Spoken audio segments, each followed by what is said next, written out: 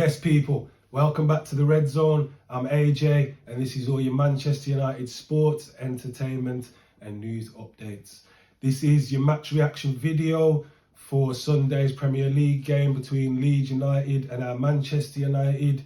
It finished Leeds United 0, Manchester United 2.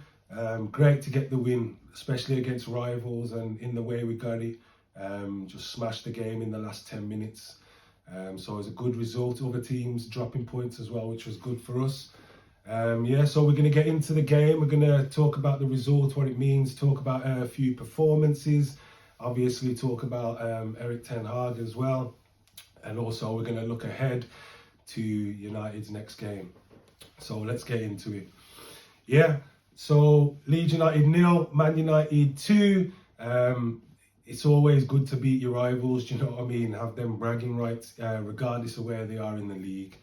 It used to be good to beat City, and City was struggling back in the day, do you know what I mean? So it's always nice, especially at Elland Road as well. The rivalry goes back years and years to the start of the Premier League. What can we say? We saw the team sheet before the game come out, and Erik ten Hag did another mad scientist move, and he threw Harry Maguire and Luke Shaw into centre-back. Before this it would have been a problem, do you know what I mean? Seeing this beforehand, you'd be thinking, we're screwed, these two can't work as a pairing at centre-back. But obviously, we've seen what ten Hag does, and it comes with these mad ideas and mad moves like your Pep Guardiola's, and that's what it reminds me of. So when I see that, I'm not really too stressing, do you know what I mean? It's more along the lines, I'm thinking, what's he got in store? Do you know, what's the game plan going to be? How the players going to move and stuff like that? So we just had to wait to see. The game itself, it was pretty... It's what is attack versus defence, isn't it, really? Do you know what I'm saying? Apart from a couple of counter-attacks, what were Leeds really doing? And at home as well, sitting back, trying to soak up pressure and nick the ball here and there, and then obviously whip a through ball through for that Somerville or whoever was on the other side. It's what they was doing. They nearly got a couple of goals. Let's not kid ourselves. Well, they should have probably got a couple of goals. Beaten up for David De Gea, do you know what I'm saying? Pulled off some good saves, his 400th Premier League appearance for the club. He kept a clean sheet as well, which is obviously good for that milestone. And I'm pretty sure he's the first overseas player, might be goalkeeper, something like that, to reach the landmark in the Premier League as well, which is obviously a mad thing. So big up David De Gea. It was nitty gritty, do you know what I'm saying? Obviously we had more of the ball, we were probing a lot more, but it just wasn't happening. And obviously Leeds can be quite dangerous on the counter attack, so you're kind of thinking, where's this goal going to come from? Do you know what I'm saying? No Eriksen, no Casemiro in there, so it was a bit of a mad one, but we stuck in there, and the team kept going. Do you know what I'm saying? You obviously have to say the game completely changed when Erik ten Hag made those substitutes, and that was bringing Leeds on and bringing Garnacho on. I saw it from the first time Leeds picked up the ball and just spread one pass across the field, and it worked like a floater. Do you know what I'm saying? It was like one of those pinpoint direct ones. I just thought, that's what the game needs: a bit of speed, a bit of intensity, someone trying to make something happen. And obviously we all know what Garnacho does consistently, and that's just terrorise right backs and defences. So the game completely changed when he brought them on. Marcus Rashford again got the first goal. We have to say good cross from Luke Shaw as well. There was another header. No, he never used to score too many headers, but he's got a couple this season, and it was a great finish. Do you know what I'm saying? And the boy's on fire. I don't know what else to say. He's on fire. He just needs to keep going. Garnacho, like I said in the last video, I don't know if you saw it, and I even clipped a bit of it up and put it on Instagram. But if you didn't see it, make sure you go and watch the previous video. And I was just proved right, do you know what I'm saying? All these fucking dickheads and clowns running him down, saying he's shit, he shouldn't be starting, he's nowhere near up to it, this and that, he does too much. And them man there need to take a big sit down right now, do you know what I'm saying? Because it's like I said, he's 18 years of age, what do you expect from him to be like the most consistent player in the world, like Messi or Ronaldo or something? He's going to have ups and downs, he's going to make the wrong decisions at sometimes, but obviously you stick with him. Anyone with half decent football knowledge knows this boy is going to be a player.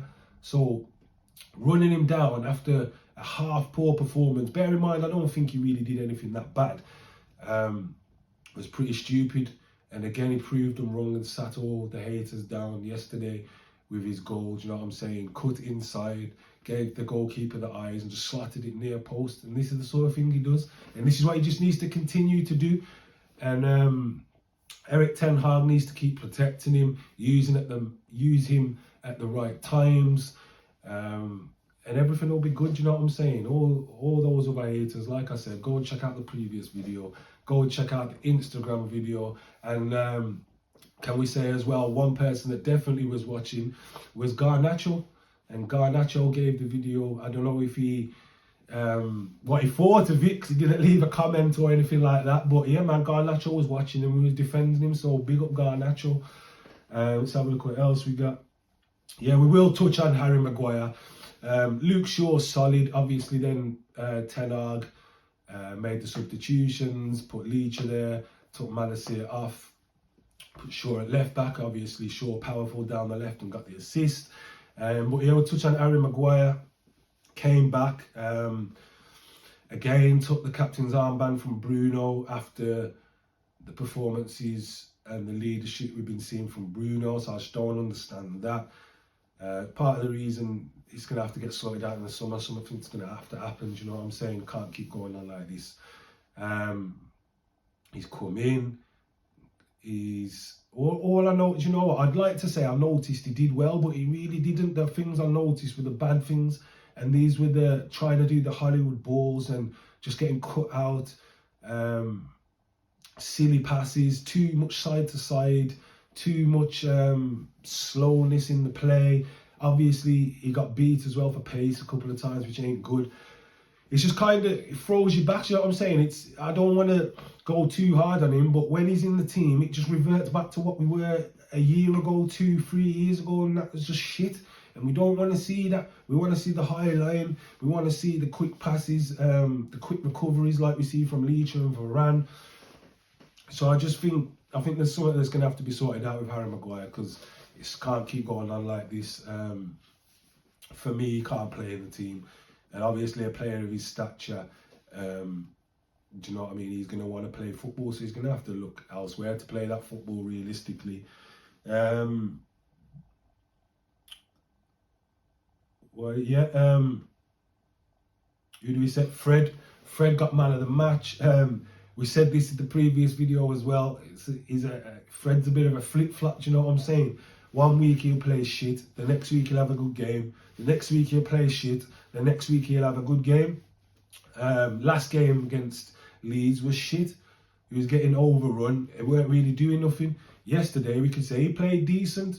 I'm not 100% sold on the man of the match thing.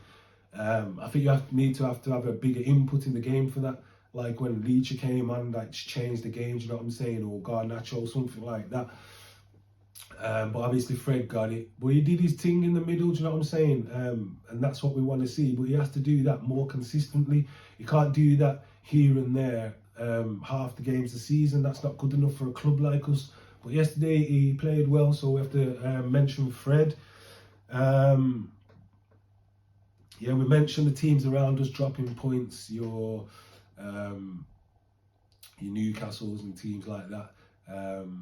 Tottenham got battered as well, so that it makes it harder for them to catch us in the top 4.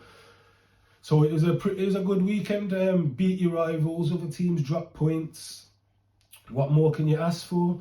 Erik ten Hag, as it sat for a while, we're second in the league now. What you have to understand is Erik ten Hag's had the team for 6 months, maybe something like that. He's been half-backed in the windows. and he's got us in contention. Do you know what I'm saying? We're not going to win the league or anything like that, but to have us sitting in second for a period of time, that's madness. Honestly, I think he's the best manager we've had since Ferguson, and I think he's going to be here for a while. And I think I'm positive that we're going to get back to winning trophies under him. I'm 100% positive. But yeah, the game, that was about it really. Do you know what I'm saying? We got them 2 late goals, and we take the win and we move. Next up is the big one, obviously what everyone's been waiting for, and countdown, Europa League. We go away to Barcelona on Thursday night. Obviously we'll have Casemiro back. So yeah, we need to just go there, and realistically, the way we've been playing at home, we can more than deal with Barcelona at home. So what you want to do is still be in contention after this first leg. Do you know what I'm saying? Hopefully get a draw, something like that, even take a 2-1 loss. But obviously we want to win. But yeah, we just want to be in contention for that second leg at Old Trafford, because we know we can cause them problems. Yeah, that's early kickoff as well. So hopefully we'll have a match reaction out on the same day for that. It won't be too late to get going. So yeah, make sure you give this video a like. Make sure you click that subscribe button and tell your friends and your family. We keep saying it. We are really on the push to get to 1K. Don't forget to check out the Instagram page as well. That's at the bottom of the screen there, and the link is in the video description. And any comments that you want to get as well, what you thought of the match, what you thought of the video, just drop them in there now. Any shout outs, we'll get them out to you. We do have one comment that we'll read out as well, and that's from NJC85. I want to say thanks for the comments, thanks for the interaction. And this was after the 2-2 draw, and I kind of agree with what he's saying. And we kind of said it as well, and obviously it was disappointing to draw 2-2 at home. But in the same sense, you can just see the positivity and the direction that Ten Hag's got us going in. And that's what NJC85 is saying, so we fully agree with him. And it's only more positivity we're going to come, because Ten Hag is just such a top manager. Do you know what I'm saying? Don't forget to turn on that notification bell as well, people, so you know when we have uploaded a video. And I want to say a big thank you for watching, and make sure you tune in for the next video when I'll see you there. Peace.